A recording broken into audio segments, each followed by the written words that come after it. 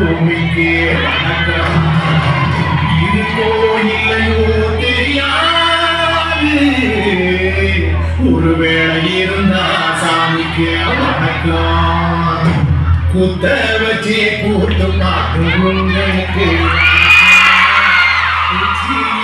வந்து பார்க்கும் நலாவுக்கு வணக்கம்.